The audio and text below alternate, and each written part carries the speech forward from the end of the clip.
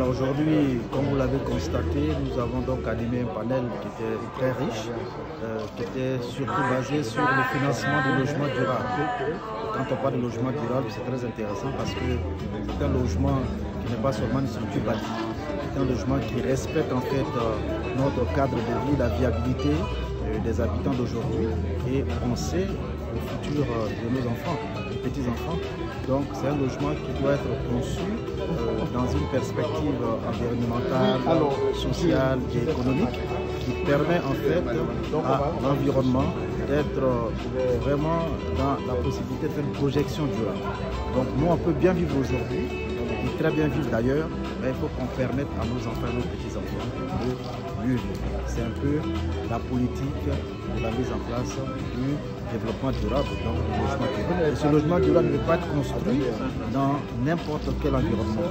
Donc il faut concevoir un environnement où on utilise quand même des instruments d'économie d'énergie, tels que l'énergie renouvelable, tels que des matériaux de construction qui sont isothermiques, antisismiques, et créer aussi ce que moi j'appelais la loi des 3 U, l'urbanisation qui doit être planifiée.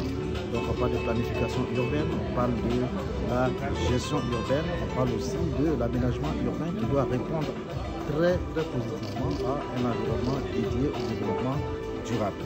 Donc il faut des espaces verts, il faut des écoles, il faut des routes qui sont adaptées, il faut mettre en place du recyclage, donc des eaux usées.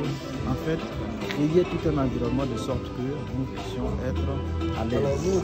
Donc aujourd'hui, pour cela, il faut évidemment que les matériaux de construction que nous utilisons respectent ces normes-là. Donc moi, personnellement, je plaide plutôt pour une industrialisation de notre chaîne de production. C'est-à-dire développer nous-mêmes, industrialiser nous-mêmes nos matières premières, un peu dans l'optique de la vision du président Félix Houphouët-Boigny à l'époque, qui a dit qu'il était plutôt intéressant pour nous de pouvoir répondre au rendez-vous de 2050-2100, c'est l'industrialisation de nos matières premières. Parce que vous vous rendez compte que tout ce que nous avons comme matière première, c'est ce qui est exporté vers l'extérieur, qui est transformé en porte, qui est transformé en fer, on vient nous revendre encore plus cher. Donc si nous maîtrisons ces coûts-là, il y aura un impact positif sur les coûts de logement. Et si nous maîtrisons l'énergie renouvelable, il y aura un impact environnemental, ça va même jouer sur la santé positivement. Donc c'est un peu ce que je peux dire concernant tout ce que nous avons développé aujourd'hui.